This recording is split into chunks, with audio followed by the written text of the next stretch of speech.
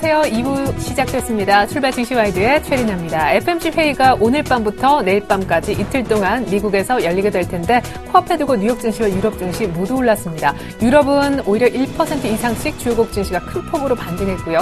유럽도 지난주 마지막 거래일에 이어서 다우지수 기준 이틀 연속 상승 흐름이 이어졌습니다.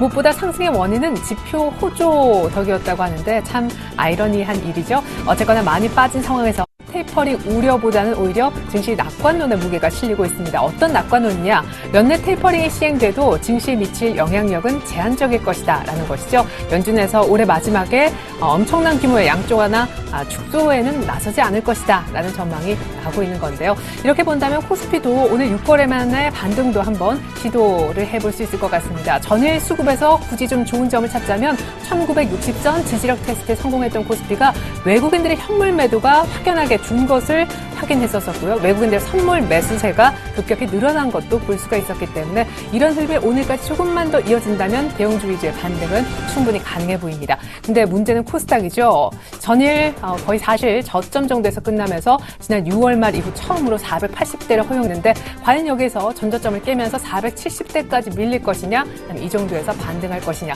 이미 손절을 포기하신 분들께 저희가 코스닥 대응법까지 2부에서 전해드리도록 하겠습니다. 2부 시작해보죠.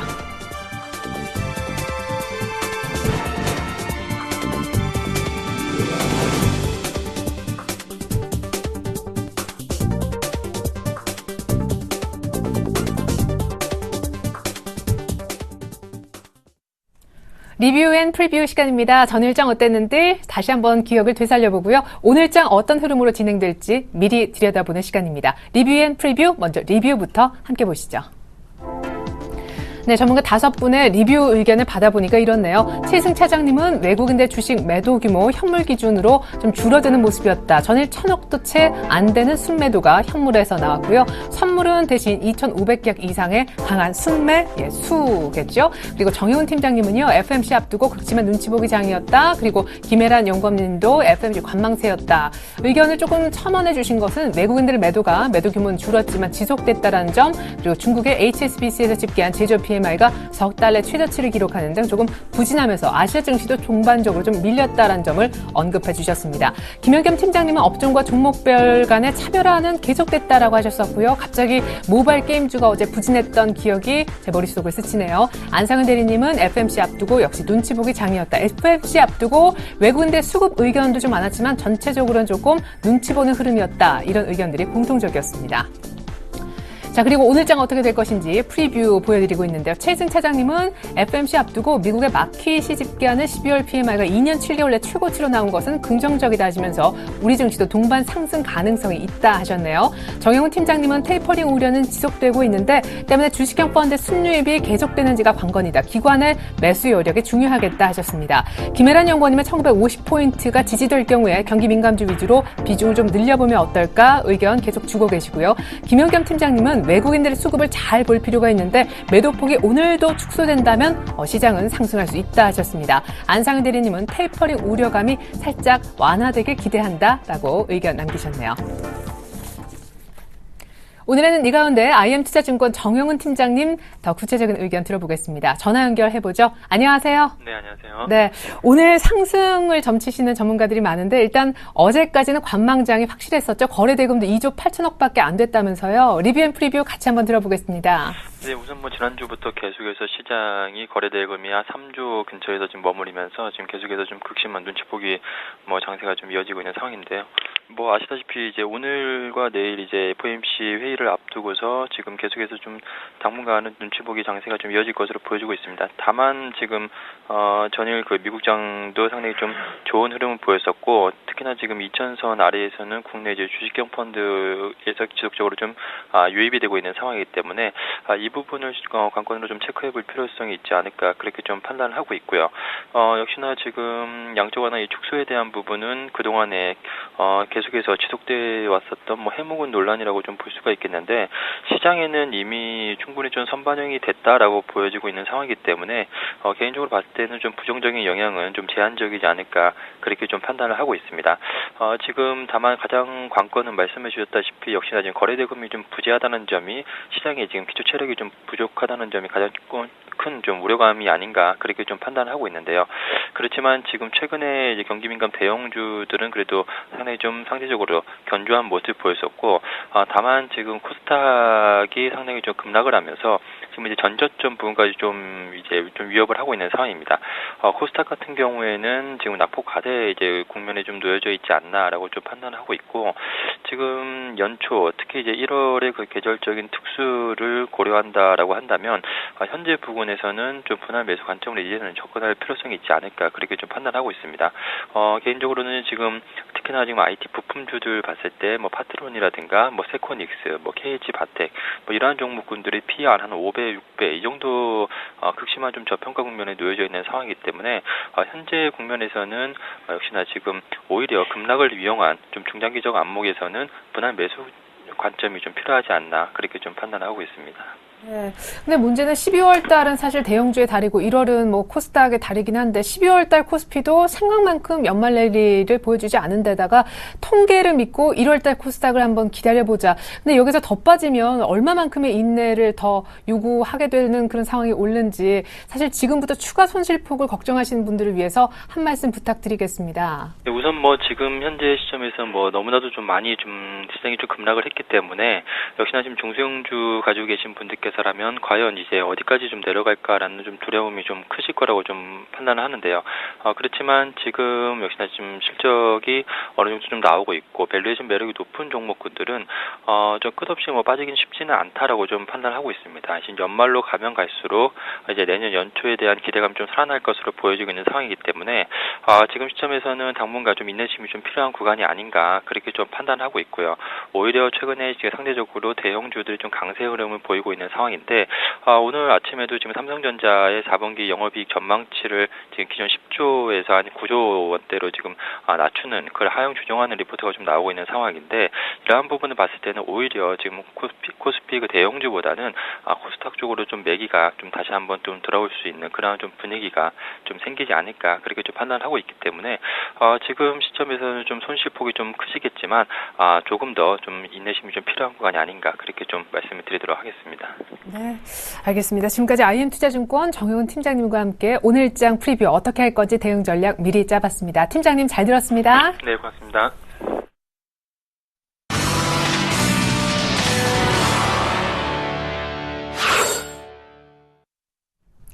넘버원에게 듣는다 시간입니다. 오늘 특별히 샘플러스 나무늘 멘토님과 얘기 나눠보겠습니다. 멘토님 안녕하세요. 안녕하십니까? 네. FMC 회의가 오늘 밤부터 이제 첫날 회의가 들어가게 될 텐데 낙관론이 오히려 피어나고 있습니다. 뉴욕 증시도 지표 호조로 의외로 오르는 모습까지 나왔는데 전일 외국인들이 현물에서 좀 덜 팔고 선물에서 많이 샀다는 것을 긍정적으로 보는 전문가도 있었습니다. 오늘 반등할 수 있을지가 제일 궁금한데요. 문제 코스닥이 못 올라오는 거 보니까 반등해도 코스피만 반등하지 않을까? 이것도 조금 궁금한 사항이 되겠습니다. 종합적인 전략 부탁드려 볼게요. 예, 우선 오늘 같은 경우에 이제 뉴욕의 주요 경제 지표가 좋아지면서 뉴욕은 좀 상승 마감을 한 상황입니다. 자, 계속 전일에 말씀해 드렸다시피 이제 우리나라의 어떤 그 테이퍼링 문제 같은 경우에는요, 우리나라뿐만 아니라 미국도 이제는 좀 식상한 재료가 된다 이렇게 볼 수가 있겠고요. 재밌는 사실은 최근 들어서 과거까지 이제 한 몇 달 동안에는요, 좋은 뉴욕의 경제 지표가 나오면 주가가 반드시 하락했습니다. 왜냐하면 경제 지표가 좋게 나오면 테이퍼링 곧 바로 시작될 것이다. 이런 이야기 나오면서 떨어졌는데 오늘 같은 경우에는 내일이 이제 FOMC 회의가 시작됨에도 불구하고 이 지표가 좀 올라갔다는 거거든요. 그러니까 지금 이제 양적 완화 축소 이야기는 이제 시장에 큰 영향을 주지 않고 본질적으로 2004년 경제 지표가 어떻게 되느냐 이 부분이 가장 좀 관심사가 된다 이렇게 봐야 될 것입니다. 물론 이제 테이퍼링이 빠르게 시작되면 뭐 12월 중에 그리고 1월 달에 시작되겠지만 분명히 규모는 소폭으로 시작할 가능성이 많고요. 거기에 대해서는 이미 내성이 좀 길러진 시장이 아니겠나 이렇게 봐야 되겠습니다. 자, 이제 문제는 이제 우리나라 부분인데요. 이 첫 번째 그림을 보시면 MSCI 신흥 아시아 대비 코스피 상대 수익률이요. 지금 이 파란색으로 포함이 되어 있습니다. 그 표현이 되어 있는데요. 실질적으로 어떠냐면 지금 95%라는 거죠. 그래서 연초 대비 신흥 아시아 대비 가장 지금 많이 떨어진 이 코스피 지수를 보여주고 있고요. 물론 이제 코스닥을 여기다 넣는다면 뭐 엄청난 하락이 나타나겠지만은요. 그러면 지금이 이제 12월 달이라는 거죠. 신흥아시아가 과연 이 환율이나 테이퍼링에서 과연 한국보다 더 안전적인 국가들이냐, 또는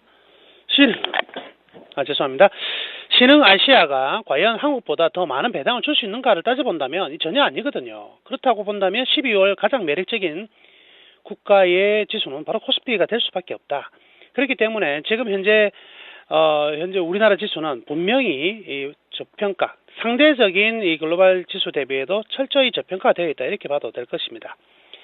자, 두 번째 부분은요, 한국 편입 글로벌 펀드 자금 유입인데, 지금 최근 제 끝단을 보시면 살짝 지금 그 한국 편입되어 있는 글로벌 펀드가 유출이 되고 있는 모습은 분명히 존재합니다. 그렇지만은 기조적으로 봤을 때 2011년 이후에 현재까지 한국 편입이 되고 있는 글로벌 펀드는 지속적으로 늘어나고 있다는 거죠. 그럼 2011년에도 우리가 2,000포인트 했고 현재도 2,000포인트 했다면 그보다 훨씬 더 많은 양을 외국인들이 분명히 살 수 있는 자금은 확보가 되어 있다. 다만 그 시기가 언제인지에 대한 조율이 지금 나타나고 있다, 이렇게 보시면 될 것이거든요. 여튼 최근 들어서 글로벌 펀드 자금이 소폭 빠지다 보니까 우리나라에서 지수가 전반적으로 외국인 매수세가 좀 실종된 부분이기도 합니다. 그렇지만 이제 우리는 무엇을 남겨두고 있냐면 바로 배당이라는 걸 남겨두고 있다는 거죠. 그래서 이 12월 달에 주가가 많이 안 떨어졌을 경우에는 배당 수익률이 그렇게 매력이 없지만은 지금 주가가 많이 떨어져 있는 상황이니까 배당 수익률 자체가 굉장히 매력이 있어지거든요. 그래서 과거 이제 2007년 이후에 현재까지의 흐름을 보면 10월 달보다 11월 달, 11월 달보다는 12월 달보다 더 많은 프로그램 순매수가 유입되었던 것을 우리는 확인해 볼 수가 있습니다. 그렇기 때문에 현 시점이라면 충분히 프로그램 순매수가 이어지는 이런 흐름들이 나타날 가능성이 크다, 이렇게 봐도 되겠네요. 무엇보다도요, 이제 이러한 프로그램 순매수가 우리나라 시장에 영향을 좀 미치기 위해서는 또 이런 부분이 있는데요. 윈도우 드레싱입니다. 윈도우 드레싱 효과가 과연 나타날 것인가 안 나타날 것인가, 이 부분이 이제 지금 산타 랠리냐 아니냐에 대한 이야기가 나오는데, 자, 제가 지금 점선으로 그어놓은 부분을 한번 보시면은요, 이 1997포인트인데 이게 작년 연말 종가 지수입니다. 자, 윈도우 드레싱이라는 것은요, 항상 작년 대비 올해 지수가 좀 더 높은 자리에 있어야지만 강하게 나타나는 게 윈도우 드레싱 효과거든요. 펀드의 수익률을 좀 더 좋게 보이기 위한 착시 효과를 만들어내는 과정인데, 지금 지수가 한 1997 대비 한 16포인트 정도밖에 하락되어 있는 상황이 아니기 때문에 이 윈도우 드레싱 충분히 가능한 영역이 와 있습니다. 그래서 이번 주 제가 가장 3개월 동안 중요시 말씀해드렸던 1950포인트, 어저께 1950포인트 장중에 깨고 그 전날, 그죠? 이런 모습이 나왔지만은 1950포인트 제가 말씀해드렸죠. 충분히 살 가격이면은 틀림없다. 그렇기 때문에 두려워하지 말자. 과연 이 지수가 얼마만큼 떨어질지는 모르겠지만 그 떨어지는 대해서는 두려워하지 마시고 윈도우 드레싱 효과 충분히 나타날 수 있는 자리이기 때문에 겁낼 필요가 없을 것 같습니다. 그래서 계속적으로 시장이 좀 안정적인 흐름이 나오지 않을까라고 볼 수가 있겠고요. 또 하나의 재밌는 그림은요, 바로 외국인들이 선물에서 순매수로 돌아섰다는 점인데, 이거를 단순히 순매수로 돌아섰다고 보기보다는요, 규모를 좀 봐야 될 것 같습니다. 그래서 지금 여기 이 그림을 보시면은 지금 선물 계약이 12월 달 들어서요, 이렇게 5일 연속 상당한 매도가 나왔고요. 그리고 지난주에 또 이틀이 나타났습니다. 그럼 선물에 대칭되는 현물이 어느 정도 나와야 되냐면, 선물의 매도 규모가 현재까지 12월 달 현재까지 한 2조 2천억 정도에서 지금 이제 2조 정도로 줄은 부분이거든요. 그러면 이 현물에 대응되는 부분도 지금 2조가 넘었어요. 그러면 외국인들 입장에서는 이 선물을 더 이상 계속 매도할 이유가 없어지는 거죠. 현물이 이만큼 선물 매도한 부분까지 다 나왔기 때문에. 그래서 어저께 같은 경우에는 2,500개억 정도 순매수가 들어갔거든요. 그러면서 풋옵션이 전반적으로 지금 매도로 다 돌아서고 있는 부분이기 때문에 이제 지수가 투기적인 지수가 하락이 나타날 가능성은 거의 없다. 다만 어저께 우리 지수 좀 올라갈 수 있는 자리가 있었음에도 불구하고 올라가지 못한 부분은요, 전에 제가 말씀해드렸던 중국 증시가 어저께 1% 이상 하락했기 때문에 그 부분이 우리나라 좀 밑에서 끌어당겼다, 이렇게 봐야 될 것입니다. 그래서 결론적으로 말씀해드리면 우리나라 시장 크게 하락하지 않습니다. 걱정하지 마시고요. 1950포인트라는 지수는요, 충분히 사볼만한 지수는 맞다. 더 이상 떨어져도 이럴 때는 겁낼 필요가 없다. 머리라는 타이밍이 아니라 지금 가슴이 좀 필요한 부분인데 겁내지 마시고 그대로 보유하시기를 바라겠고요.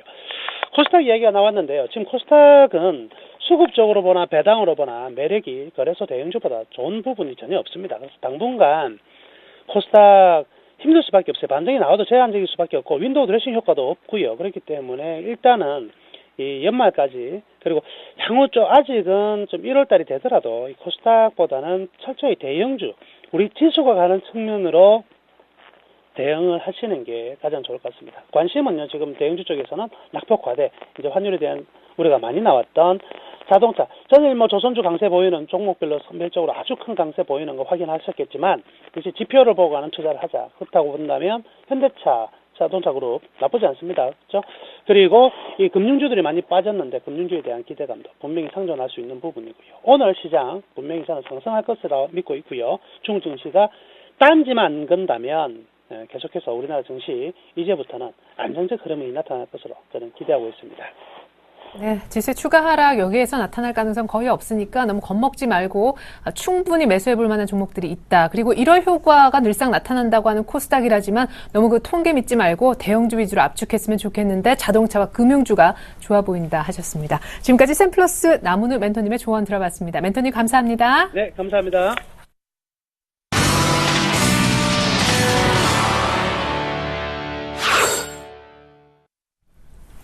개장 5분여 남겨두고 있습니다. 열려라 수급, 터져라 거래량 시간 가져볼 텐데 전일 수급 특징주 면밀하게 분석 들어보는 그런 시간입니다. IBK 투자증권 여의도 본사 이비즈팀으로 가보죠. 박성환 차장님 안녕하세요. 안녕하세요. 네, 전일 외국인들이 현물 매수가 없었지만 매도 규모는 조금 줄어드는 모습 보여줬었는데 어떤 종목 위주로 기관과 함께 매매했는지 먼저 정리된 표부터 확인해 보겠습니다. 네, 외국인들이 좋아하는 신고가 3인방이라고 부르고 싶네요. SK하이닉스, NC소프트, 네이버 계속해서 끌고 가고 있습니다. 이 밖에 삼성전자에 대한 매수세가 오래간만에 보이는데 나흘 만에 전일 순매수해주는 모습이었고요. 신한지주는 나흘째 매수세를 이어오고 있습니다. 이 밖에 기관의 특징적인 종목이 두 종목 보이죠? 유틸리티 관련해서 한국전력과 한국가스공사를 2, 3, 2순으로 나란히 담았고요. 두산중공업도 매수한 모습, SKT도 배당 매력 때문인지 일단 상대적으로 다른 통신주 인방보다 악재도 적죠. 매수권 5위에 랭크가 되는 모습입니다. 이어서 전일 코스닥 순매수 종목 확인해보죠. 원익 IPS를 외국인들이 가장 많이 샀는데 이제 슬슬 시동을 걸기 시작했었죠. 근데 전일 기관이 살짝 팔면서 쌍끌이 매수세는 깨졌지만 외국인들의 끊임없는 러브콜은 계속 이어지면서 외국인 매수 1위에 여전히 건재함을 과시했고요. 인터파크 그 다음으로 샀고 외국인들이 다음 안산지가 꽤 되는데 간간히 산다 할지라도 어제처럼 많은 규모로 산 건 상당히 오래간만의 일이었습니다. 이 밖에 한국토지신탁과 SM을 샀는데 SM은 기관이 가장 많이 산 종목이죠. 결국 전일 쌍끌이 매수세가 유입됐다. 엑소 기대감 4분기 기대감이 있습니다. 이제 45,000원대 거의 다 왔고요. SK 브로드밴드는 신저가 기록하다가 3일째 기관이 대량으로 사면서 쑥쑥 올라오는 중입니다. 솔브레인과 평화전공의 공통점이라면 12월 들어서 계속 밀렸지만 외국인들 매도에도 불구하고 기관이 계속 담아주고 있다는 것이 특징이 되겠고요. 기관은 SM을 가장 많이 샀지만 YG엔터를 같이 사는 것도 잊지 않았습니다.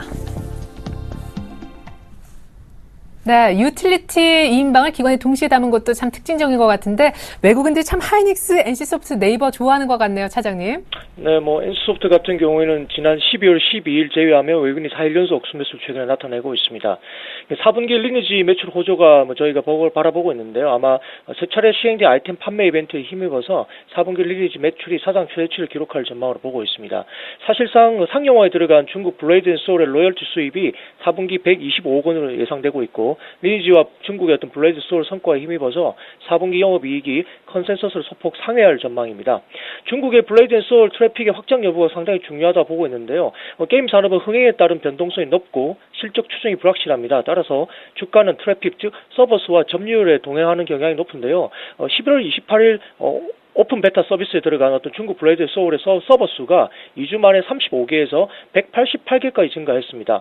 트래픽이 기대 이상으로 급등하면서 NC소프트의 주가도 같이 상승했는데요. 현재 수준의 트래픽 어떤 동접의 100만 명 정도 수준을 유지를 가정하면서 2014년 중국 블레이드 소울 총 매출 예상치가 4,918억 원 정도로 기존의 3,000억 원에서 상향 조정됐습니다.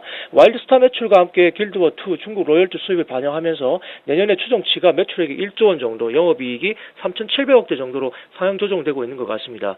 초반 흥행은 텐센트의 영향이 좀 큰 것 같은데요. 전체적 블레이드 소울의 초반 흥행은 기대 이상이긴 하지만 트래픽 증가가 이런 부분은 초반 흥행이 텐센트의 마케팅 영향이 크다 보고 있습니다. 아마 최근에 어떤 국내 트래픽 같은 경우에 블레이드 소울이 초반 상승 이후에 일부 하락했다는 점도 주의할 필요는 있을 것 같고요. 따라서 중국 블레이드 소울 트래픽 추이에 주목을 하면서 매매를 해야 될 것 같습니다. 23만 5천 원 언저리 늘리목 매수한 목표가 27만 원 정도 제시하겠습니다. 두 번째 종목은 한국전력인데요. 기관이 10일 연속 순매수입니다. 실적 개선세 확인되고 있는데요. 최근에 주가가 정기예금 인상 발표 이후에 상승 많이 했습니다. 향후에도 실적 개선세 확인과 함께 긍정적인 흐름이 기대되고 있는데 2015년 이후에는 연료비 연동제 시행으로 적정 투자 보수에 해당하는 이익 달성의 지속 가능성이 높아지면서 주가의 어떤 재평가가 예상되고 있고요. 4분기 영업이익은 6,681억 원으로 전년 동기 대비 흑자 전환할 전망입니다. 이는 1월달에 4.9% 그리고 11월에 5.4% 정기요금 인상 그리고 12월 신고리 1, 2호기 그리고 신월성 1호기 재가동 또한 이제 원달러 환율 및 석탄 가격 하락이 예상되기 때문입니다. 최근에 이제 당초 한전의 정기요금 필요 인상률이 8% 정도 수준이었는데 정부가 5.4%를 인상해 주면서 나머지는 한전의 어떤 자구 노력을 통해서 해결할 것을 지시했는데요. 최근에 이제 한전 KPS와 한전기술 지분에 각각 10%, 15% 매각한다는 계획이 가장 실현 가능성이 높아 보이는 것으로 보이고 있고요. 이제 내년에 이제 영업이익은 6조 원대 이상 전망이 되고 있는데 이런 부분들은 전기요금 인상 효과 그리고 에너지 개편 효과 그리고 이제 기저 발전량 증가 효과에 따른 원전 발전량 증가 그리고 유가나 석탄 가격, 환율 효과 등이 여러 가지로 전망되고 있습니다. 다만 이제 최근에 전기요금 인상 전후로 주가가 단기간에 많이 좀 올랐고요. 정부의 전반적인 어떤 공공기관 경영 정상화와 그리고 구조조정, 구조개혁 추진에 대한 시장의 기대감이 다소 이제 좀 과도한 부분이 있긴 하지만 아직까지는 그래도 조금 더 이어질 것 같습니다. 31,500원 언저리 늘리목 매수한 목표가 34,000원 제시하겠습니다. 마지막 종목은 한국가스공사인데요. 도시가스사업법 일부 법률 개정안이 일단 국회에 통과가 됐습니다. 천연가스 직수입 사업자가 국내 판매 불허가 핵심인데요. 이런 부분에서는 가스공사 같은 경우는 요금기저 즉 주로 이제 설비 투자 자산의 투자 보수율을 곱한 값을 이익으로 보상을 받는데 이는 이제 도법 개정안 등으로 어떤 도시공사의 가스공사의 어떤 판매 시장 점유율이 하락한다 하더라도 단기적으로 이익에 큰 영향을 받지는 않는다는 의미입니다. 따라서 판매량이 줄어도 가스공사의 설비 자산 규모가 변하지 않기 때문인데 전반적으로 지금 이런 개정안들이 시장에서 가스산업 민영화 법안으로 인식되어 온 만큼 원안이 수정되어서 국회를 통과한 점이 있기 때문에 가스공사 투자 심리에 긍정적으로 작용하겠습니다. 한동안 이제 민간 직도입자들의 어떤 사업 영역이 또 확대되기 어려운 만큼 가스공사의 위상이 좀 더 확고해질 수 있는 부분도 분명히 있는 것 같고요. 다만 이제 오늘 아침에 이야기 나온 것들이 일단 가스공사 일단 4분기 일회성 비용이 반영되면서 실적이 부진할 것으로 보이는데 이런 부분은 단기 주가에는 영향을 받을 수 있겠지만 크게 우려할 사항은 없는 것 같습니다. 내년을 보고 일단 좀 중장기를 바라보고 투자를 하는 것이 필요할 것 같고요. 이런 부분에 저희가 접근해야 될 것 같습니다. 기본적으로 지금 67,000원 언더 늘리목 매수와 목표가 73,000원 제시하겠습니다. 네, NC소프트, 한국전력, 한국가스공사 수급 특징주 가운데 체크포인트 전략까지 들어봤습니다. 차장님 감사합니다. 감사합니다.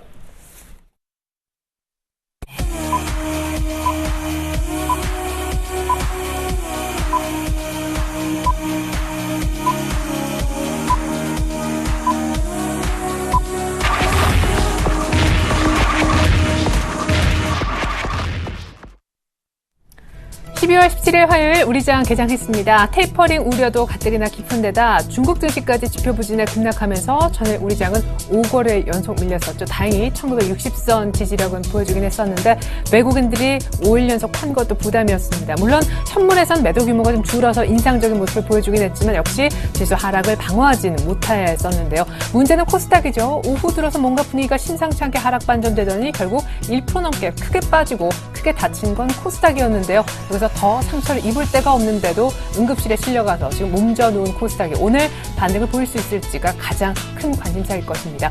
사실 연저점을 깨게 되면 이제 470선대로 들어가게 되는데 어제 매도를 부르는 악순환이 진행되고 있음을 코스닥 일부 종목에서 확인이 됐었죠. 일단 뉴욕 증시는 FOMC 회의가 오늘 밤부터 시작이 되는데 지표 호주에 의외로 올라버렸거든요. 오늘 대형주 위주로 또 코스닥도 반등을 하고 있을지 출발 상황부터 알아보겠습니다. 골든이글 투자자문의 정태근 팀장님 모셔봤습니다. 안녕하세요. 네, 반갑습니다. 네. 다 빨간불이네요, 일단. 네, 예. 일단 뭐 저희 미국 그 경제지표 호조 영향을 좀 받고 있는 것 같습니다. 예. 아주 중요한 것은 상승 출발하고 난 이후에 이 상승세가 과연 이어질 것인가 상당히 좀 중요하지 않겠나 생각을 하고 있는데 어쨌든 상승 출발하고 있다는 부분들에 대해서는 긍정적으로 봐도 되지 않겠나 생각을 하고 있습니다. 자, 어쨌든 미국 증시가 급등 마감을 하게 되면서 코스피 같은 경우에도 단숨에 1970포인트를 회복을 하게 되면서 1977.94포인트에 현재 출발을 하고 있습니다. 전일 급락이 나왔었던 코스닥 같은 경우에도 역시 코스피가 오르니까 같이 동반적으로 현재 상승 출발을 하고 있고요. 코스닥 같은 경우에 0.5% 정도 상승 출발을 하게 되면서 단숨에 490포인트를 회복을 하면서 현재 출발을 하고 있습니다. 자, 상승 출발하고 난 이후에 중요한 것은 오늘은 과연 수급이 과연 위쪽으로 계속해서 이어질 것인가 그 부분이 좀 중요한데 아침 쪽 수급 같은 경우는 외국인의 전일과 좀 상당히 유사하게 좀 전개가 되고 있습니다. 외국인들 현재 그 코스피 쪽에서 매도 출발을 하고 3억 정도 매도 출발을 하고 있고요. 하지만 선물 쪽에서는 431계약 정도 매수 계약 우위를 보이면서 현재 출발을 하고 있는데 최근에 시장이 외국인의 선물 동향에 영향을 받고 있다는 부분들을 볼 때 외국인의 어떤 선물 매매 동향 상당히 중요하다고 봐야 될 것 같은데 장 후반까지 외국인의 선물 매매 동향 매수를 보는지 여부를 한번 체크해 보시기 바랍니다. 자, 개인들은 5억 정도 매수 출발 그리고 기관은 1억 정도 매도 출발을 하고 있는데 연기금 쪽에서 25억 정도 매도 출발을 하고 있다는 부분들이 아침 쪽에 좀 영향을 미치고 있는 것으로 이제 분석이 되고 있습니다. 자, 코스닥 같은 경우에는 전일과 상당히 좀 아침 쪽이 유사하게 좀 전개가 되고 있습니다. 전일 아침 쪽에 외국인이 50억 아침 쪽에서 매수 출발을 하게 되면서 아침 초반 상승 좀 이끌었었는데 오늘 아침도 마찬가지로 10억 정도 매수 출발을 하고 있습니다. 어제 그 장 초반에 매수 출발했었지만은 장 후반 쪽에서 기관과 외국인은 매도 전환을 하게 되면서 시장이 큰 폭의 좀 조정을 보였었는데요. 오늘은 과연 외국인들이 장 후반까지 매수를 유지를 하는지 여부를 한번 체크해 보시기 바랍니다. 개인들이 현재 10억 정도 매도 출발을 하고 있다는 부분들 말씀드리면서 시가총액 상위 종목들을 한번 살펴보도록 할게요. 자, 코스피가 급등 출발을 하게 되면서 시가총액 상위 종목들도 현재 전체적으로 기분 좋은 상승 출발을 현재 하고 있습니다. 삼성전자가 0.8% 상승 출발을 하게 되면서 141만 2천원 현재 상승 출발을 하고 있고요. 그리고 현대모비스가 1.7%, 삼성생명이 1.6%, LG화학이 1.6%, 현대중공업이 2.2% 정도 현재 급등 출발을 현재 하고 있고요. 코스닥 쪽도 한번 살펴보게 된다면은 코스닥도 현재 전체적으로 현재 상승 출발을 하고 있습니다. 좀 아쉬운 부분은 어제 급락이 나왔었던 셀트리온 같은 경우에 마이너스 0.1% 정도 하락 출발을 하고 있고요. SK 브로드밴드도 마찬가지로 마이너스 0.1% 정도 하락 출발을 하고 있습니다. 하지만 파라다이스가 1.4%, CJ홈쇼핑 0.49%, 태용 1.58%, 네오지 게임즈가 1.1% 정도 현재 상승 출발을 하고 있습니다. 예. 자, 이렇게 해서 양시장 분위기 한번 괜찮게 출발하는 흐름 전해 들었는데요. 일본 니케이는 어떻게 개장하는가 볼까요? 0.9% 정도 니케이도 오르고 있습니다. 15,290선 정도에서 개장을 했습니다. 우리도 1970선 중반 490선 회복하면서 개장을 했는데 일본도 분위기가 괜찮다라는 것까지 살펴봤습니다. 서울 외환시장 어떻게 흐름 보여주고 있을지요? KB 외환선물로 가서 들어볼까요? 정경팔 팀장님 안녕하세요. 네, 안녕하세요. 네, 오늘 밤 이제 FOMC 회의 이튿날 회의 첫날 회의가 시작될 텐데 여전히 경계감은 짙지만 뭔가 갑자기 낙관론에 조금 더 다시 힘이 실린다라는 느낌도 받았습니다. 뉴욕은 일단 올랐는데 오늘 그냥 레인지 장세일까요? 전망까지 부탁드립니다. 네, 오늘 서울 외환시장은 어제 종가 대비 40전이 상승한 1,051원 90전에 개장했고요. 개장 이후 1,052원까지 상승했습습니다만 이후 상승폭을 줄이면서 1,051원 30전에 거래가 되고 있습니다. 국내외 외환시장 참가자들이 미 연준의 12월 FOMC 회의를 기다리는 가운데 달러화는 주요 통화별로 엇갈린 반응을 보였습니다. 어제 저녁에 발표된 미국의 경제 지표가 혼조세를 보이면서 달러화에게 강력한 방향성을 제공하지 못했는데요. 달러화는 엔화와 유로화에 대해서는 약세를 보였습니다만 상품 통화와 원화에게는 강세를 보이면서 미 연준의 테이퍼링에 대한 시장 참여자들의 시각차가 다르다는 것을 드러냈습니다. 시장 참여자들이 12월에 테이퍼링을 기대하고 있었던 주 이유는 최근에 발표된 미 경제 지표들이 호조를 보였고요. 특히 고용 지표가 호조를 보인 점이 테이퍼링에 대한 기대감을 높여왔습니다. 여기에 미 정부가 예산안에 합의함으로써 지난 9월 미 연준이 양적 완화 축소를 연기했던 시장 외적인 명분 하나가 사라지게 되었고요. 시장이 더욱 테이퍼링에 대한 기대감을 높이는 계기가 되었습니다. 이에 따라 최근 수일간 시장에서는 달러화가 주요 통화 대비 강세를 보였고요. 달러 원의 경우는 장중 1,055원 50전까지 상승한 바가 있습니다. 그러나 지난밤 달러화가 일부 선진국 통화들을 대상으로 약세를 보이고 있는 것은 12월 테이퍼링에 대한 명분이 그다지 강하지 않다는 것을 보여주고 있습니다. 가장 큰 이유로는 미국의 생산자와 소비자 물가지수 모두 미 연준의 정책 목표치인 2%에 크게 못 미치고 있다는 점이 되겠고요. 미국의 비농업 부문 고용이 20만 명을 넘어선 건 역시 대부분 비정규직으로 구성된 것이기 때문에 고용의 질적인 면에서 아직은 미 연준의 기대치에 미치지 못하고 있다는 점 또한 12월 테이퍼링 가능성을 약화시키고 있는 자료라고 하겠습니다. 어제의 경우는 달러원이 장중 1,054원 30전까지 반등한 후에 수출 업체들의 내고로 1,051원 50전에 장을 마감했습니다. 오늘 역시 이러한 수급적인 요인들이 달러원의 장중 등락폭을 결정할 것으로 보이고요. 1,050원 초반대의 좁은 거래 범위의 흐름은 최소한 내일까지는 계속해서 진행될 것으로 보고 있습니다.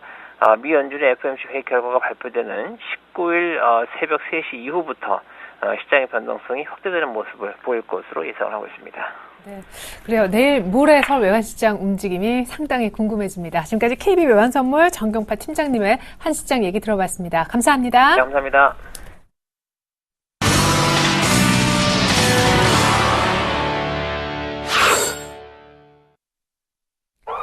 네, 오늘의 돌발 종목 세 종목 정도 눈에 띕니다. 첫 번째는요. KT의 신규 회장이 사실상 결정이 됐죠. 내정자가 삼성 출신의 황창규 회장인데 이 황창규 회장 내정자라고 표현을 드리겠습니다. 지분을 보유하고 있는 KC피드가 오늘 급등하고 있습니다. 이야기는 충분히 만들어질 수 있는 그런 분위기이긴 한데 KC피드 그리고 부진하고 또 부진했었던 KT 주가 흐름 같이 좀 살펴보고자 해요. 그리고 금감원에서요. 분식회계 조사에 들어갔다라고 해서 오늘 대우건설이 급락하고 있습니다. 오늘까지 조금 대형주 위주로 올라오는 장에서 아쉽게 대우건설은 소외가 되고 있는 이유고요.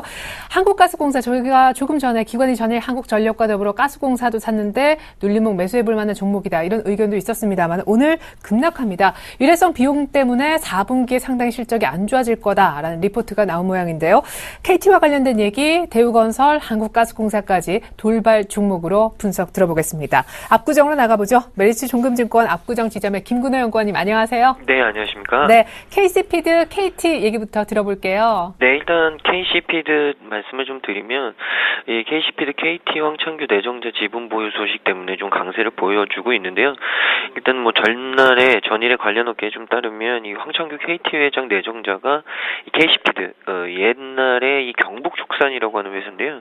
이 창업주의 사이로서 현재 부인과 더불어서 KC피드의 주주로 있다. 소유 지분은 한 2.2% 정도로 되는데 일단 이 부분이 좀 이 투자자들한테 조금 어필을 하고 있는 부분인 것 같고요. 부인 정영욱 씨 또한 3.7%를 좀 가지고 있다라는 얘기가 좀 나왔습니다. 그래서 오늘 KC피드가 이런 부분 때문에 좀 오늘 강한 주가 흐름을 좀 보여주고 있는 것 같다라는 말씀을 좀 드리고 일단 오늘 고가 기준으로 한 11% 정도 상승을 하다가 결국에는 윗꼬리와 좀 음봉으로 바뀌는 모습을 좀 보여주고 있는데 일단 KC피드의 이 KT 황창규 내정자 지분 보유 소식에 따른 상승은 역시나 단기적인 좀 모멘텀에 그칠 가능성이 있지 않나라는 말씀을 좀 드리고 싶습니다. 그래서 오늘 물론 거래량은 많이 안 나왔습니다만 거래량이 좀 터지면 그 부분을 좀 이용해서 바닥권에서 좀 이 양봉이 나올 경우에는 좀 현금화 시키시는 부분이 좀 맞지 않을까라는 말씀을 좀 드리고 싶고요. KT도 마찬가지입니다. 사실 KT가 이 오너 리스크 때문에 조금 안 좋은 이 주가 모습 그리고 배당도 좀 줄었고 이런 부분들이 좀 얘기가 나오면서 굉장히 좀 많이 주가 조정을 받았다가 최근에 다시금 좀 바닥을 좀 잡고 올라오는 모습을 좀 보여주고 있는데 일단 5일선이 11선을 좀 상향 돌파하면서 일단 조금 돌리는 부분이 있다. 결국에는 기술적인 좀 반등 구간에 있다라는 얘기를 좀 드리고 싶은데 결국에는 지금 수준부터는 이 새로운 이 CEO인 황창규 씨의 효과가 지대한 영향을 좀 미치지 않을까라는 생각을 좀 가지고 있습니다. 물론 지금 자리가 빠질 만큼 빠졌기 때문에 좀 사봐도 되는 자리가 아닐까라는 생각은 저도 갖고 있습니다만 3만 원대 가격대는 여기서부터 좀 반등에 대한 폭을 가늠할 수 있는 잣대는 역시나 황창규 씨가 얼마만큼 이 KT에 기여를 하느냐 이 부분이고요. 일단 황 후보 같은 경우 삼성전자 재직 시절 반도체 사업을 크게 성장시킨 인물로서 탁월한 경영 능력을 어느 정도 좀 검증받았다라는 게 전문가들의 시각이고 이 KT 같은 경우 황창규 후보가 경영을 본궤도에 올려놓고 장기적인 회사의 어떤 가치를 좀 상향시켜줄 것으로 기대들을 하고 있습니다. 그렇기 때문에 이 부분이 좀 박수를 받는 거고요. 이 ICT 생태계에서 막강한 영향력을 지닌 삼성맨을 결국에는 차기 회장으로 확정을 함으로써 KT는 어느 정도 경영 위기에 대한 부분을 조숙하게 좀 극복하겠다라는 의지를 좀 보여준 것 아닌가라는 게 시장의 반응입니다. 이런 부분들을 좀 잘 받아들이시면 좋을 것 같고요.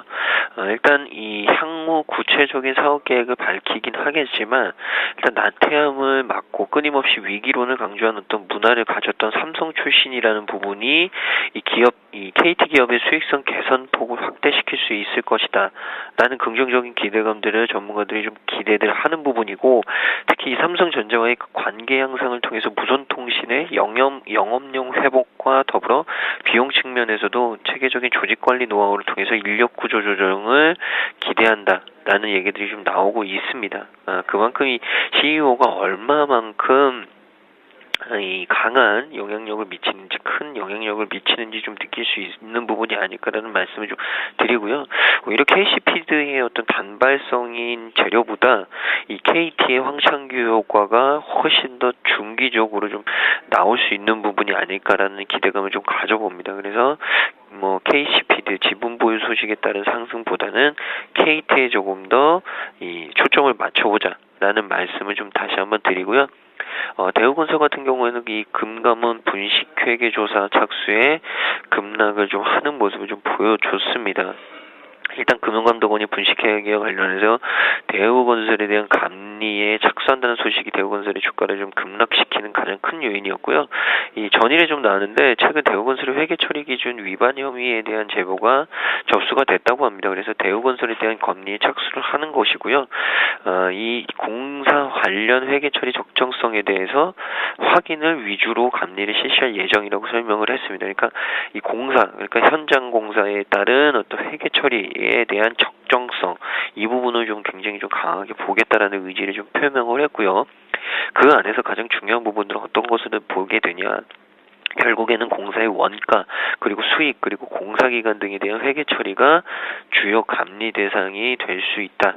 이런 예상들을 좀 하고 있습니다. 그러니까 이 부분이 과연 금감원에서 어떻게 조사가 되느냐에 따라서 주가는 조금 다시금 왔다 갔다 할 수 있는 부분도 있겠지만, 개인적으로 7,000원 밑에 가격대는 충분히 좀 공략해볼 만한 가격은 아닌가라는 생각을 좀 가지고 있습니다. 그래서 물론 오늘 당장 진입하시라는 말씀을 드리는 건 아니고, 조금 더 지켜보셨다가 올라가면 사실 이런 이슈들은 어쩔 수 없는 부분들이기 때문에 올라가서 다시 잡으시더라도 시나리오나 스토리가 조금 흘러가는 방향성을 좀 보시다가 진입을 하셔야 된다. 그렇지 않을 경우 우리가 예상치 못한 결과들이 나올 경우에는 굉장히 좀 힘들어질 수도 있다라는 말씀을 좀 드리고요. 한국가스공사 같은 경우에는 사실 주가가 굉장히 좀 좋았는데 오늘 당황스럽게도 4분기 실적 부진 예상 때문에 하락세를 좀 보여주고 있습니다. 일단 한국가스공사가 일회성 비용 때문에 이 4분기에 좀 부진할 수도 있다라는 의견을 좀 개진을 했는데요. 이 캐나다의 혼리버 가스전 개발 프로젝트의 순상 자손에 대한 인식, 이 부분이 올해 단기 순손실이 생길 가능성이 있다 라는 의견이 증권사에서 좀 제기가 됐습니다. 이 50%의 지분을 갖고 있는 캐나다의 혼리버 가스전 개발 프로젝트에 대한 부분인데 4분기에 한 3천억에서 4천억 정도의 손상 차손을 인식할 예정이다 라는 얘기들이 좀 나오고 있습니다. 그렇기 때문에 결국에는 종합적으로 이 올해 3,400억 수준의 단기 순손실이 나올 수 있다. 예상된다면 영업실적 전망 내용을 일단 전날에 공시를 하는 가스공사의 모습을 좀 보여줬습니다. 이 부분이 사실 조금은 우려스러운 부분이다라는 말씀을 좀 드리고 싶습니다.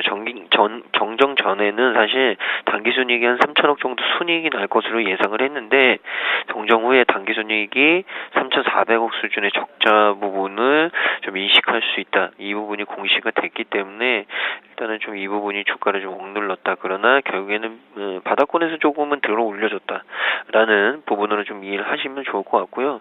오히려 어떻게 보면 오늘이 이 64,000원대 가격대가 매수할 수 있는 좋은 기회가 됐었을 수도 있다라는 말씀을 좀 드리고 싶습니다. 그래서 4분기 일회성 비용 때문에 분명히 좀 이 실적에 대한 우려는 있지만 결국에는 그 부분을 극복한다면 중장기적으로 저는 개인적으로는 가스공사에 대한 긍정적인 기대감을 가지고 있고요.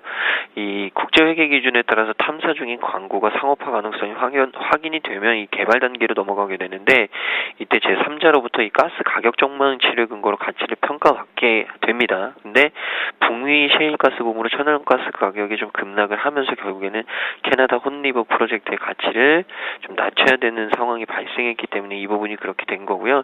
그러나 이 부분은 일회성 비용이기 때문에 언제든지 좀 터닝될 수 있다라는 말씀을 좀 드리겠습니다. 한국가스공사까지 한번 살펴봤습니다. 연말 들어 배당주의 매력이 참 해석되는 분위기죠. 아까 뭐 KT 얘기도 나왔었는데 하이트질러도 이 분위기를 흐린 주인공 가운데 하나입니다만 K탑 리츠가 11% 고배당 결정이 났었죠. 오늘 추가 상승을 계속 보여주고 있습니다. 그리고 어제 우리투자증권 매각 본입찰이 있었었는데 결국 3개 기관에서 상당히 이 본입찰에 참여를 했습니다. 흥행 기대감이 돌면서 우리투자증권 오늘 분위기가 괜찮은 편입니다. 그리고 한라가 만도지분 블록딜을 한다는 소식이 어제 장 마감 후 공시로 떴습니다. 오늘 만도는 밀리고 한라는 상승하는 이유입니다. 그리고 자동차주 관련해서 조금 더 분위기를 봐야겠는 게 오늘 전반적으로 오르고 있는데 모비스가 2%대 급등하고 있거든요. 외국인들의 매수 창구의 이름을 많이 보여주고 있습니다. 자, 끝까지 한번 함께 해주시면 좋겠는데 자동차주를 좀 마지막에 보고요. K탑 리츠부터 시작을 해보죠. 항상 연말 시즌 되게 되면 배당주에 대한 기대감 상당히 높다고 좀 봐야 되겠죠. 근데 최근에 뭐 언급을 하셨듯이 뭐 하이트질러 같은 종목도 그리고 KT 같은 경우에 기존 배당액보다는 축소가 될 것이다, 줄어들 수 있을 것이라는 그런 우려감들 때문에 최근에 주가가 좀 좋지가 않은데요. 뭐 그거와 좀 반대로 K탑 리츠 같은 경우 상당히 좀 고배당을 한다고, 고배당에 대한 소식이 좀 긍정적이라도 봐도 되지 않겠나 생각을 하고 있습니다. 하지만 조금 단발성으로 마무리될 가능성도 있기 때문에 그런 부분들은 좀 염두에 두시는 게 좀 좋을 것 같고요. 뭐 K탑 리츠 같은 경우 잘 아시다시피 부동산 투자사니까 리츠입니다. 리츠이기 때문에 부동산 투자사 같은 경우에 그 법상 어쨌든 배당 전체 수익의 90% 이상을 배당을 해야 되는 것이 이제 나와 있습니다. 그래서 법으로 의무화가 되어 있기 때문에 이런 부분들로 인해서 고배당 정책이 좀 가능하다 보시면 될 것 같은데, 자, 일단은 뭐 액면가가 5,000원짜리입니다. 액면가 5,000원에 지금 600원 정도 주당 배당가격이 결정이 됐기 때문에 뭐 액면가 대비해서도 뭐 12%고요. 그리고 지금 이제 주가가 지금 5,300원 정도 되기 때문에 지금 정도 뭐 주가만 유지가 되더라도 11% 상당히 높은 고배당이라고 보시면 될 것 같아요. 그래서 어쨌든 그 배당 소득세 뭐 15%를 제외를 하고 하더라도 9.5% 정도야 상당히 좀 고배당 되지 않겠는 생각을 하고 있습니다. 최근에 주가가 좀 그 10월 달부터 상당히 많이 그 우상향을 하고 있는 모습들이 연출이 되고 있는데 아무래도 일단 이런 고배당에 대한 어떤 기대감들로 인한 주가 상승이 나온 것이 아닌가 생각이 되고 있습니다. 하지만 항상 해마다 고배당하는 종목들이 단발성으로 그쳤던 경우가 상당히 많기 때문에 그런 부분들은 조금 참고를 접근하실 때 조금 참고를 하셨으면 좋겠다, 이렇게 말씀을 좀 드려보고 싶고요. 자, 다음은 우리투자증권 좀 보도록 할게요. 그러니까 우리금융그룹 같은 경우에 상당히 공적 자금이 좀 많습니다. 그렇다 보니까 각 계열사들의 어떤 민영화를 통하니까 매각 그리고 매각을 통한 민영을 통해서 계속해서 지금 공적 자금 회수에 대한 부분에 노력을 좀 기울이고 있는데 우리투자증권 같은 게 상당히 좀 거물급으로 좀 봐야 되지 않겠나 생각을 하고 있습니다. 그래서 상당히 규모가 큰데 매각가액이 기존에 뭐 1조 3천억에서 1조 5천억 정도 현재 얘기가 나오고 있는데 지금 현재 증권업황을 볼 때 한 1조 원 정도 수준에서 매각이 좀 결정이 되지 않겠나 생각을 하고 있습니다. 지금 KB 그리고 NH농협, 파이스트리트 이런 그 상호펀드까지 이제 인수에 나서고 있는데 이 세 개사 정도 봤을 때 지금 이제 그 NH농협이 상당히 좀 적극적이라 얘기를 하고 있습니다. 우리투자증권 같은 경우에 상당히 자산관리 부분에 상당히 강점이 있기 때문에 이런 그 자산관리 부분을 가져오게 된다면 농협의 어떤 그 전국 네트워크망을 합쳐졌을 때 시너지 효과가 뭐 상당히 클 것이라는 얘기도 현재 나오고 있고요.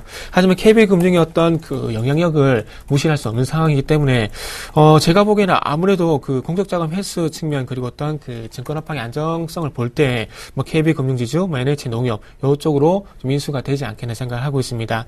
어쨌든 뭐 그 흥행의 세 개사가 나서게 되면서 흥행은 어쨌든 성공적으로 마무리가 되지 않겠나 그런 부분들을 볼 때 그리고 그 부분과 더 덧붙여서 항상 말씀드리지만은 항상 그러니까 피인수 주체가 M&A 이슈가 났을 때 주가가 반등을 보이는 경우가 많았었기 때문에 그런 인한 어떤 반등이나 좀 보시면 될 것 같습니다. 그래서 앞으로 향후에 원활하게 매각이 마무리가 되게 되면서 세 준을 찾고 공적 자금도 회수가 된다면은 뭐 가장 좋은 시나리오가 되지 않겠나 생각을 하고 있습니다. 그래서 그 우리투자증권 가지고 계신 분들은 아무래도 상호펀드 쪽보다는 KB금융지주라든지 그리고 NH농협지주 쪽으로 인수가 되는 것이 가장 좋은 시나리오라는 부분들을 참고를 하시면서 향후에 좀 대응을 하시면 좀 좋을 것 같습니다. 네. 자, 다음은 한라 만도 좀 보도록 할게요. 일단은 그 한라에서 만도 지분을 매각한다는 얘기가 블록딜을 통해서 매각한다는 얘기가 나오게 되면서 한라 같은 경우에 1% 정도 현재 상승을 하고 있는데 그 급등 양상은 아니고요. 대신에 만도 같은 경우에는 물량 출에 대한 우려감 때문에 현재 3% 넘는 현재 하락을 하고 있습니다. 자, 그래서 한라 같은 경우에 주 업종이 지수사이긴 하지만 주 업종이 건설 쪽이라 보시면 될 것 같아요. 최근에 4만 기업이 사옥 매각을 통해서 유동성 확보한다는 얘기가 나오게 되면서 최근에 급등하는 현상이 좀 나왔는데 한라 같은 경우도 거기에 좀 연장 성산으로 좀 보는 게 맞지 않겠나 생각을 하고 있습니다.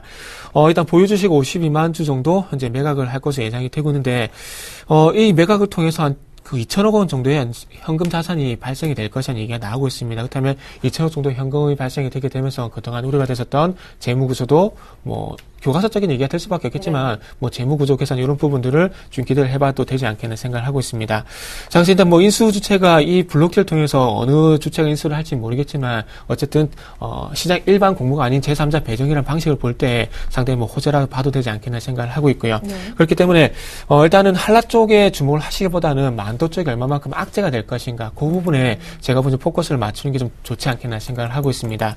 말로 그 만도 같은 경우에 오늘 지금 현재 2% 넘게 하락을 하고 있는데 반대로 지금 현대모비스는 2% 넘는 강세를 보여주고 있습니다.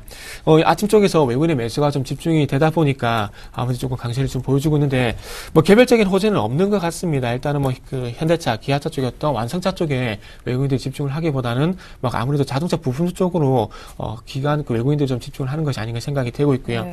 지금의 어떤 반등은 다시 제 개인적인 소견이긴 하지만 다시 한번 말씀드리지만은 시장에 대한 어떤 영향 그리고 수급에 대한 영향으로 2% 정도 반등을 주는 것이 아닌가 생각이 되고 있습니다. 그래서 만약에 시장이 추가적으로 반등을 주지 못하고 오늘 만약에 시장이 좀 꺾이게 된다면은 추가 상승은 제한이 될 가능성도 있다는 부분들도 좀 염두에 두시기 바랍니다. 네. 자, 현대모비스 오늘 반등 주는데 이러다가 재차 빠질 수도 있으니까 투자하시는데 참고하시면 좋겠습니다. 그래요. 현대차, 기아차는 상대적으로 모비스보다는 좀 조용한 편이네요. LG 생활건강이 3% 가까이 빠지는데 차 부회장의 주식 매각 소식이 들어와 있습니다. 좀 더 구체적인 얘기 잠시 후에 들어보고요. 동양시멘트, 지금 동양 계열사 다들 팔고 있는데 동양시멘트는 따져보니까 그냥 이 회사를 살려두는 게 청산하는 것보다 3천억 이상 가치가 더 있다라는 분석이 나오자마자 동양시멘트가 가격 제한폭까지 오늘 아침 올라왔고요. 액토즈 소프트가 일본 게임사하고 협업하는 건 상당히 좀 좋은 일이다. 긍정적인 평가를 받으면서 올라오는데 전일 생각해보세요. 모바일 게임주 액토즈 소프트는 물론이고 위메이드, 조이맥스 급락을 했었습니다. 오늘 얼마나 또 강하게 올라오는지 같이 올라오는지 한번 봐야겠습니다. 그러고 보니까 전일 코스닥의 한 급락 4인방 정도가 생각이 납니다. CJ, CGV 급락한 것도 화제가 됐었고요. 셀트리온, 포스코, ICT 그리고 젠백스는 하한가까지 갔었었죠. 딱히 이유가 없었던 것이 오히려 더 답답함을 자각했었는데 전일 크게 밀렸던 코스닥 종목들 추가적으로 오늘 반등 흐름 있는지 알아보겠습니다. 먼저 LG 생활건강과 동양시멘트부터 체크해보고요. 다시 압구정으로 나갑니다. 김연구원님. 네, 일단 LG생활건강 같은 경우는 이 차석용 LG생활건강 부회장이 이 자사주 2만 주가 좀 넘는 수준의 주식들을 좀 장내에서 좀 매각했다라는 부분이 좀 이슈가 나오는 것 같습니다. 일단 이 대표이사인데요. 차석용 부회장이 LG생활건강에 지난 12일부터 16일까지 자사주 한 2만 1,776주를 장내 매각했다고 16일날 공시를 했고요. 이 차석용 대표 차 부회장의 보유주식 비율이 0.3%에서 0.1%로 좀 줄었습니다. 비율이 이 정도밖에 안 되는데 왜 이렇게 반응이 나오냐 이런 말씀들을 하실 수도 있는데 중요한 것은 전체 지분율에서 좀 그래도 지분이 2만 주 정도 된다라는 말씀을 좀 드리고 싶고 또 하나는 대표이사 겸 이 부회장이라는 분이 결국에는 장내에서 좀 지분을 매각했다. 이 부분이 결국엔 이 투자자들의 어떤 신뢰를 좀 잃어버리는 건 아닌가라는 말씀을 좀 드리고 싶고요. 그에 따라서 한 이틀 정도 기관의 매물까지 좀 더해졌기 때문에 좀 하락폭이 좀 나오지 않나. 그러나 지금은 좀 중요합니다. 지금 52만 4천 원인데 52만 원대 가격이 깨지지 않는다면 52만 원대 가격에서 반등이 나올 가능성이 굉장히 좀 커 보인다라는 말씀을 좀 드리고 싶고요. 만약에 52만 원이 깨진다면 결국에는 50만 원대 가격인데 52만 원에서 50만 원. 결국에는 2만 원 차이입니다. 그러니까 수익률로 따지면 한 마이너스 4% 정도 되는데 이 이 가격대가 과연 가능한가? 그러니까 굉장히 좀 매력적이라는 거죠. 그래서 52만 원대부터 50만 원대에서는 충분히 좀 사봐도 되는 가격대가 아닌가, 결국에는 매수 가능한 구간이 아닌가라는 말씀을 좀 드리고 싶습니다. 그래서 좀 관심을 가지시라는 말씀을 좀 드리고요. 두 번째 종목은 동양시멘트인데 일단 존속 가치에 대한 부분이 굉장히 좀 제기가 되면서 오늘 상한가로 좀 직행을 하는 모습을 좀 보여줬습니다. 이 법정 관리를 받고 있는 동양시멘트가 사실 청산 가치보다 존속 가치가 훨씬 더 크다라는 회계법인의 결정에 따라서 장 초반에 상한가로 직행을 했는데, 이 동양시멘트의 조사위원인 대주회계법인은 최근 작성한 요약 실사 보고서에서 이 동양시멘트의 존속 가치가 9,800억 원으로 청산 가치인 6,600억 원보다 높다라고 평가를 했습니다. 그리고 동양시멘트의 채무는 100% 변제 가능성이 있는 것으로 좀 나타났고요. 그에 따라서 대주주의 감자, 채권자의 출자 전환을 시행하지 않아도 된다라는 결론이 나왔습니다. 결국에는 대주회계법인이 동양시멘트를 좀 평가를 해봤더니 이 청산하는 것보다 존속시키는 게 훨씬 더 가치가 크다. 그렇다면 감자나 여러 가지 재무적인 어떤 이 푸시를 가할 필요가 없다라는 의견이 제기가 된 거죠. 이런 부분이 오늘 동양시멘트에 대한 굉장히 좀 강한 이 상승으로 좀 만들었다라는 말씀을 좀 드리고 싶습니다. 그래서 오늘 상한가로 좀 직행을 했던 것 같고요. 이 동양시멘트 지분을 또 담보로 발행했던 전자단기사채 투자자 역시 손실을 회복할 가능성도 굉장히 좀 크다라는 부분이 제기가 되고 있습니다. 그렇기 때문에 이 부분이 동양시멘트 굉장히 좀 긍정적인 시각으로 좀 이 투자자들이 이끌고 있다라는 말씀을 좀 드리고요.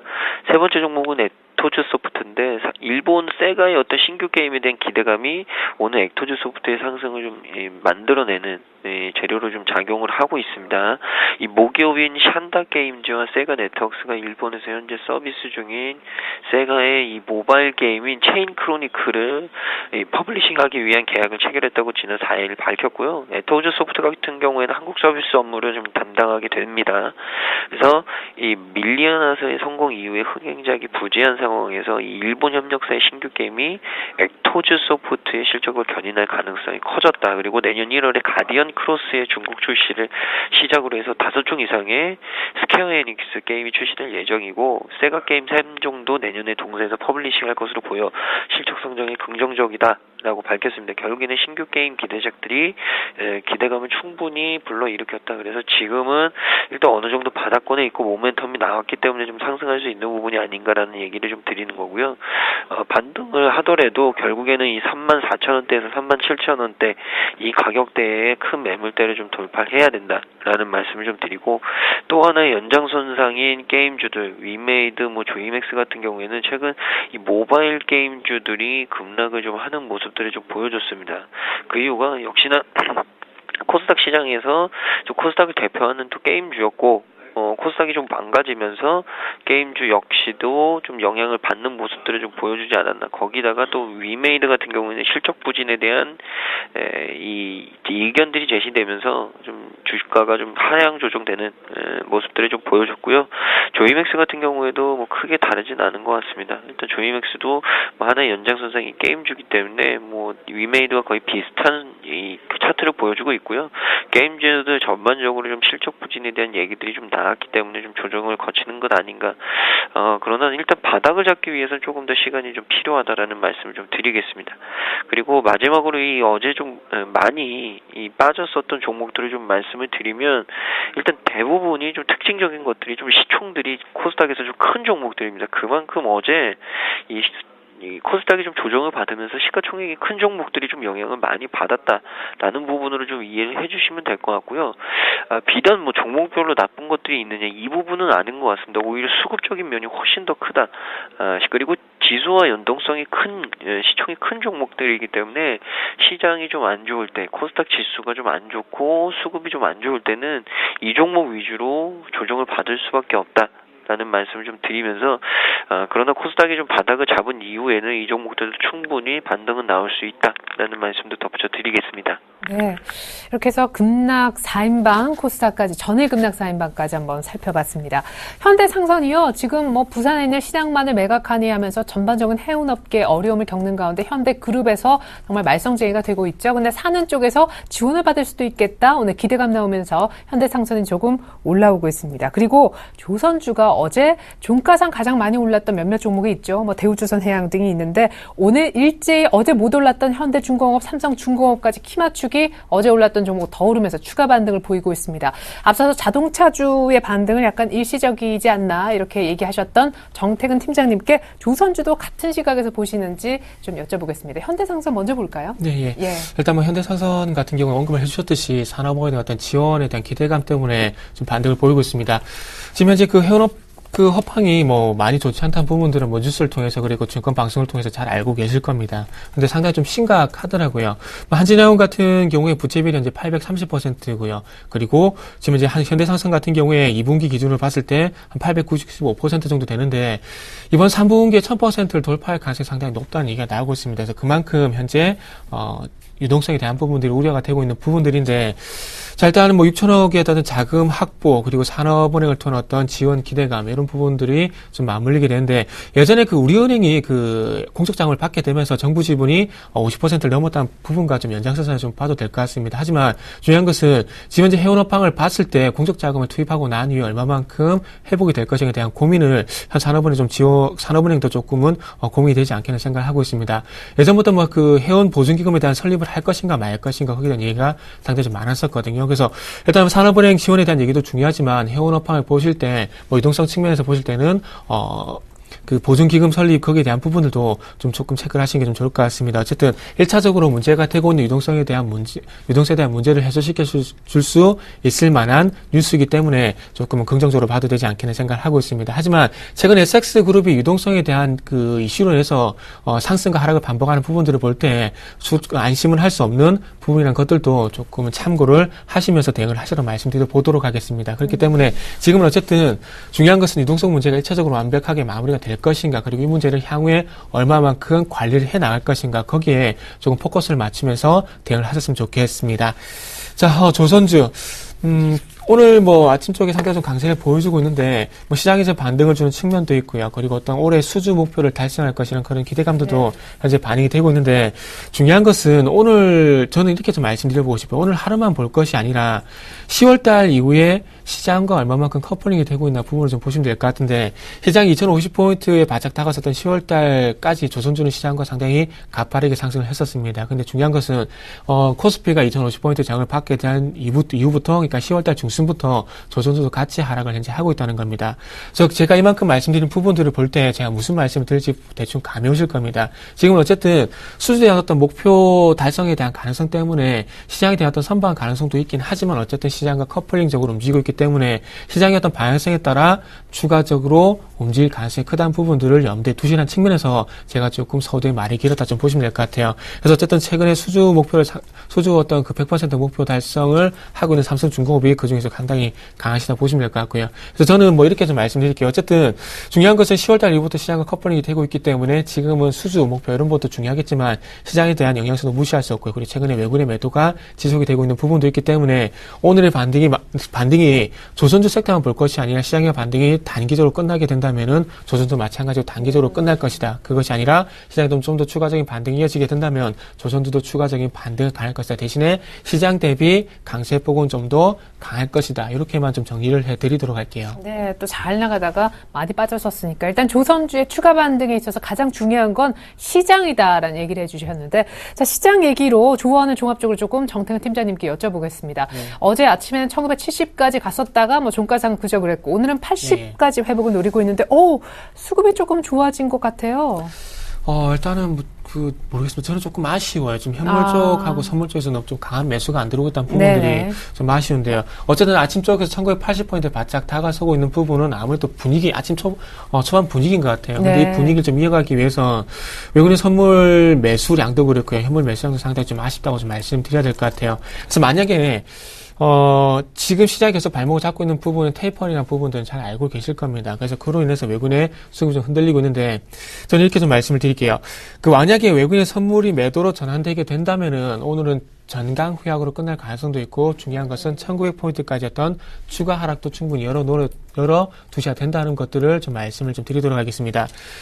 지금 그 만기가 끝나고 난 이후에 중요한 것은 현물 쪽이 아니라 외국인의 선물 쪽에서 롤오버 된 물량들을 청산해 나가고 있기 때문에 시장의 추가 하락이 이제 제한이 되고 있다는 겁니다. 그렇다면은 이 추가적인 청산이 이루어지지 않게 된다면은 시장은 받침대 역할을 할 수 있는 부분이 무너질 수밖에 없다는 것들을 좀 강조 드려보고 싶어요. 그래서 저는 외국인의 선물 매매 동향이 그 어느 때보다 중요하다 생각이 들고 있는데 어쨌든 오늘 외국인들의 선물 매수가 지속적으로 매수를 보이면서 마감한지 한번 체크를 해보시고요. 그것이 아니라 전체적으로 봤을 때 외국인의 선물 최근에 매매 동향이 매수 쪽에서 매도 쪽으로 전환되게 된다면은 좀 더 리스크 관리 그리고 단기 반등으로 대응을 하시라고 좀 정리를 해드리도록 하겠습니다. 네, 그럼 지금까지는 이제 외국인들의 선물 쪽 매수가 계속 이어지고 있는데 지금 자동차주 뭐 그래요. 오늘 많이 우리 현대모비스 하나를 갖고 있고 네. 뭐 현대 미포조선 혹은 대우조선해양 하나를 갖고 있다고 치면 네. 하나 너무 적은가요? 아무튼 보유하고 있다고 치면 네. 오늘 비중을 좀 줄이실 겁니까? 저는 좀 비중을 좀 줄이겠습니다. 그래서 저는 좀 아직까지 리스크적인 측면을 봤을 때 아무래도 12월 달 같은 게 조금 긍정적으로 보지 않고 있기 때문에 저는 네. 리스크 관리에 조금 말씀 좀 드려보도록 할게요. 네, 특별히 오늘 외국인들 선물을 재차 팔기 시작하면은 아침 반짝 분위기로 끝날 수 있다라고도 얘기해 주셨습니다. 자, 멀리 압구정에서 도움 말씀 주고 계신 김근호 연구원님의 조언도 들어봐야 되겠죠. 일단 자동차도 오늘 좀 올라오는 분위기, 그리고 조선주도 추가 반등하는 분위기. 근데 앞서서 시장의 큰 그림에서 받쳐줘야 된다라는 얘기가 있었습니다. 김근호 연구원님, 제한적 반등을 예상하신다고 들었는데 그 폭이 어느 정도까지일까요? 네, 저도 그 정태근 전문가님하고 똑같은 의견인데요. 오늘 만약에 제가 포트폴리오를 좀 갖고 있었다고 하면 저는 오늘 개인적으로 좀 현금 비중을 좀 만들어 놓는 계기로 좀 이용하지 않았을까라는 생각을 좀 말씀드리고 싶습니다. 그만큼 개인적으로 뭐 강하게 시장을 좀 지금은 보고 있지 않고요. 뭐 지금에서 올라도 적어도 한 2,000포인트 정도, 지금부터 해봐야 뭐 한 20포인트 정도 남았는데 그 20포인트 먹으려고 개인적으로 그렇게 무리할 필요는 없다라는 말씀을 좀 드리고 싶고, 오늘 자동차 업종과 조선 업종이 오르는 이유는 한 가지입니다. 그만큼 먼저 빠졌고 그만큼 많이 빠졌기 때문이죠. 그러니까 결국에는 이 자동차 업종과 조선 업종은 지수가 올라올 때는 좀 반등을 할 수 있는 계기가 분명히 있다는 말씀을 좀 드리고 싶습니다. 그렇다면 결국에는 지수가 1960포인트, 50포인트 밑으로 빠지지 않는다라고 치면 그때 많이 빠졌던 자동차 업종과 조선 업종이 대안이 될 수 있다는 거죠. 그러니까 결국에는 최근에 대형주에서는 조선 업종과 자동차 업종에 좀 눈을 두셨어야 되는 게 맞을 것 같고, 전기전자 업종은 사실 조금 조심했었던 부분이 맞지 않나. 왜냐면 뭐 블랙 프라이데이 얘기와 함께 굉장히 좀 강하게 이 상승을 시켜놨었기 때문에 시장이 조정이 오면 오히려 선 조정이 됐었던 다른 업종보다 전기전자 업종이 좀 맞을 가능성이 있다는 말씀을 좀 드리고 싶습니다. 그래서 개인적으로 계속 강조드리는 말씀이지만 방망이는 지금 당장은 좀 짧게 잡으셔야 될 것 같고요. 일단 뭐 FOMC 회의가 좀 지나고 나서 시장이 어느 정도 좀 잠잠해지는 모습을 좀 보여주겠지만 FOMC가 끝난다고 해도 시장이 그렇게 강하게 좀 반등이 나올 가능성이 있을까? 이 부분은 개인 단기적으로는 조금 고민스럽습니다. 왜냐하면 그만큼 좀 올려줄 수 있는 모멘텀은 좀 부족하다라는 말씀을 좀 드리고요. 그렇기 때문에 리스크 관리를 철저히 하시라는 말씀을 저뿐만 아니라 대부분의 전문가들이 계속적으로 드리는 이유가 아닐까라는 말씀을 드리면서 분명히 저는 말씀드렸습니다. 1950에서 60포인트는 분할 매수 구간으로 접근하자. 그리고 1980포인트에서 2000포인트 사이에서는 현금화를 하자.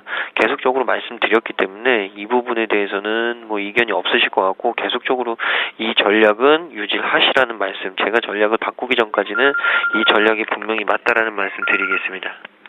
조언 끝났음을 알리는 벨이 울렸네요. 그래요. 일단 오늘의 현금화의 날로 좀 삼아봤으면 좋겠다. 아마 여기서 추가로 오른다 해도 2,000포인트 정도가 고작일 것이다. 조금 현금화 리스크 관리를 신경 쓰면서 방망이를 짧게 잡자, 이런 의견까지 다시 한번 들어봤습니다. 지금까지 골든이글 투자자문의 정태근 팀장님, 그리고 메리츠 종금증권 압구정 지점의 김근호 연구원님과 함께 해봤습니다. 두 분 모두 수고 많으셨습니다. 고맙습니다. 네, 감사합니다.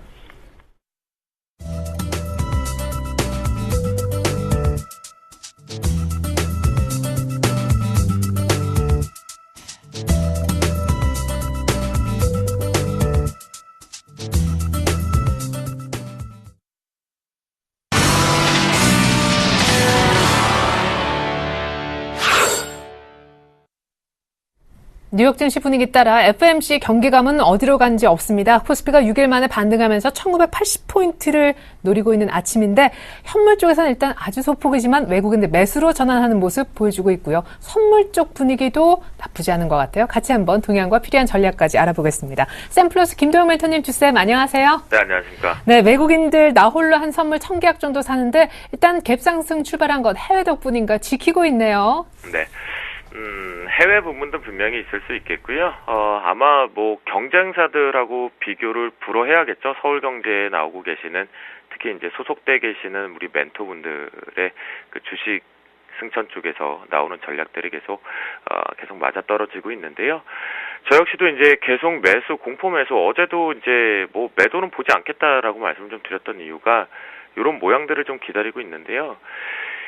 이게 좋은 건 아니에요. 솔직히 한숨을 쉴 수밖에 없는 건 이건 개인들 죽이고 가겠다는 장이기 때문에 말씀 좀 드리는 거고요.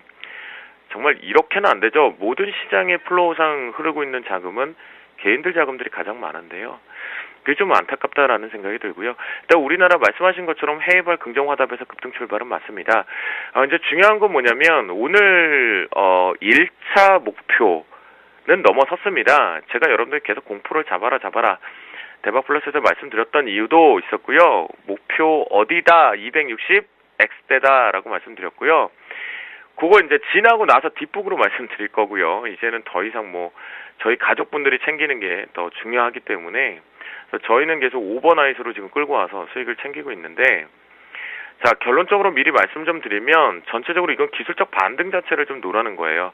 앞에서 잘들 설명해 주신 거 마찬가지로 이 반등치 자체가 그냥 여기서 다이렉트로 간다라는 건 전제 조건이 두 가지가 필요한데 그 두 가지 조건이 지금 부합시키지를 못했습니다. 그렇기 때문에 이는 지금 일단은 기술적 반등이다라고 보시면 좋겠고, 이거는 선물상 260X대, 네, 근데 265는 아니라고 말씀 좀 드렸고요. 일단 265까지 가려면 시장의 그 두 조건이 부합되는 조건이 나와야 됩니다. 근데 그게 지금 안 나오거든요. 결국 외국인들 자체가 어제와 오늘 역시 주도하는 것처럼 보이죠. 매수이기 때문에 주도하고 있다. 개코납니다. 주도 안 합니다. 관망세 들어와 있는 상태겠고요.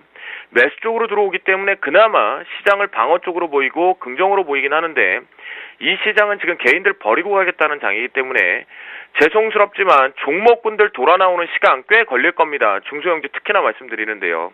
아직 아닙니다. 이번 주 후반부에 과연 이 지금 잡혀가고 있는 거, 시장에서 개인들 계속 힘들게 만들고 있는 이 수급의 변화, 이것이 정말 개인들을 데리고 같이 갈 것인가, 그거 분명히 판단을 해봐야 되는 시점인데요. 그게 주 후반부에 나와야지만 현 선물이 동반해서 웃을 수 있다라고 말씀드리겠고요.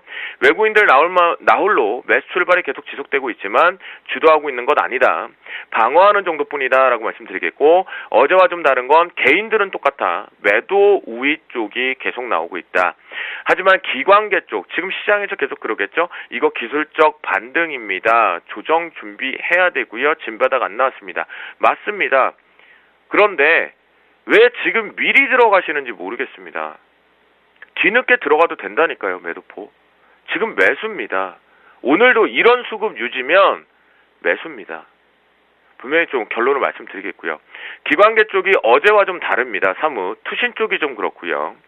그리고 금융투자창구 쪽 어제하고 비슷한 트레이딩 들어오고 있는데, 이게 지금 이 기관계 쪽의 문제로 인해서 시장이 이런 증상들을 나오고 있기 때문에 반등치는 분명히 지금 거의 목전에 오고 있어요. 이제 1차는 분명히 뛰어넘었고요.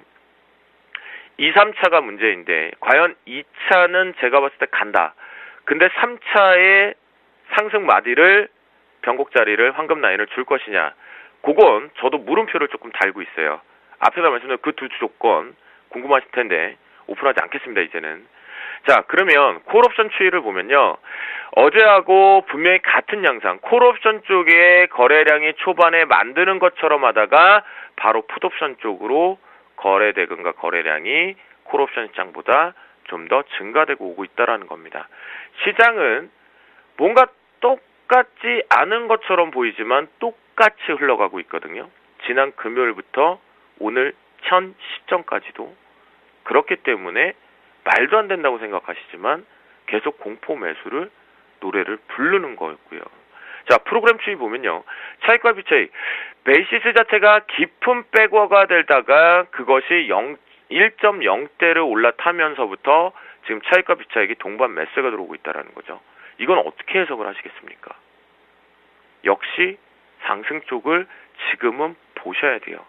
아직까지 현물, 즉 시가총액 상위권 종목군들의 목표치 도달 안 됐습니다. 단기적으로 올라갈 자리가 조금 더 남았다라는 겁니다. 여러분들이 잘 알고 계시는 삼성전자 두요. 대박플러스가 138만원대 매수 잡으라고 말씀드린 이유도 그 부분이고요. 시장에 지금 자금 플로우가 변화되고 있습니다. 분명히 앞서 정태근 팀장님도 얘기를 해주셨고 또 다른 증권사 직원분께서도 잘 설명을 해주셨는데요. 시장에 자금 플로우 변화가 있기 때문에 지금 힘드시겠지만 잘 견디세요. 그리고 주식 쪽은 견디셔야 되고 파생 시장은 깨끗해지고 있습니다. 분명히 여기서 극명하게 실력론이 갈릴 겁니다. 어제 매도포를 가동시켜서 조정포다라고 얘기하신 분들은 분명히 실력이 조금은 의구심을 가져가야 될 것이고 매수를 잡고 올라오신 분들은 왜 그랬는지 그분들이 맞아서가 아니라 실력을 의구심을 가져야 됩니다. 제대로 분석을 해서 매수를 잡은 건지 아니면 여러분 표현들을 얻어 걸린 건지 분명히 판단을 해야 돼요. 주쌤도 여러분들께서 평가하셔야 됩니다. 그렇게 분명히 말씀 좀 드리겠고요. 자, 오늘도 마찬가지지만 대응 전략에서 외국인들의 매수세가 지속되면 여러분들께서는 계속해서 공포 매수를 잡자. 어디까지 자신의 능력치만큼 짧게 매수 잡으셔도 돼요. 지금 여러분들이 가장 궁금해하는 그겁니다. 아, 나 이렇게 올라왔기 때문에 단기적으로 바닥권 대비, 공포 대비해서 종목군들도 제대로 안 올라오고 중소형주 코스닥도 답이 없는데 여기서 그러면 단기 왔으니까 매도지. 자, 그게 여러분들 계좌를 시장에서 자선사업시키는 길이니까요. 지금 절대 그러시면 안 된다라고 말씀드리겠고요. 신호등 모양 한번 보세요. 신호등 자체가 어제도 단기적으로 바닥권에서 올라오고 나서 옆으로 기는 척했지만 현재 바닥권을 깰 것처럼 만들었죠. 전 여기서도 역시나 매수라는 겁니다. 올라타기 시작하면서 역시 매수 포지션들을 잡고 올라가는데요. 아직 신호등이 제대로 단기적으로 상승을 강하게 만들 준비는 안 하고 있어요. 모양은 만들었고요. 그 관점이라고 한다면 황금 라인을 잡아드리겠는데요. 258.80 요렇게 밑에 있겠죠. 제가 자막을 보낼 때가 9시 3분 안으로 보내기 때문이에요. 자, 그렇다면 어제하고 마찬가지입니다. 여러분들께서도 어제 제가 저 밑에다가 말씀드린 것처럼 이 부분 이탈하지 않는다라면 상승 쪽으로 보는 게 맞다라고 말씀 좀 드리겠고 우스갯소리로 말씀드리면 여기 신호등 상당하게 디테일하게 붙어있죠. 네. 쉽사리 깨고 내려올 수 없다라는 겁니다. 기본에 충실하다 보면 분명히 수익은 챙길 수 있고 한 땀 한 땀 저거 내가 따라갔어야 되는데 이런 게 아니라 머릿속에 박박 지우개 갖고 현재의 모습에서만 집중하면 수익은 분명히 한 땀 한 땀 가져온다라고 말씀드리니까요. 지금 매도포 시장에다가 자선사업 절대 하지 마시고요. 좀 세게 말씀드렸는데 차라리 불우이웃 돕기 또는 자선 냄비 거기에다가 차라리 지금 매도를 치실 분들은 조금 봉사활동이라는 생각으로 도와주시는 게 오히려 낫다. 그래서 지금 매도 금지다라고 말씀드렸고요. 매도 정 때리고 싶으신 분들 260 X대 가셔서 때리셔도 무방합니다. 늦지 않다라고 말씀드리겠습니다. 네, 오늘 선물 쪽 전략 매도 절대 아니다라고 하셨습니다. 샘플러스 김대웅 멘토님 감사합니다. 네, 감사합니다. 네, 코스피 1983 부근까지 올라와 있는데 외국인 선물 매매 잘 보셔야겠고요. 잠시 후에 열릴 중국장 분위기 같이 좀 체크하셔야겠습니다. 기술적 반등 오늘 얘기가 많이 나왔어요. 추가진 시와에도 2부 마칩니다. 고맙습니다.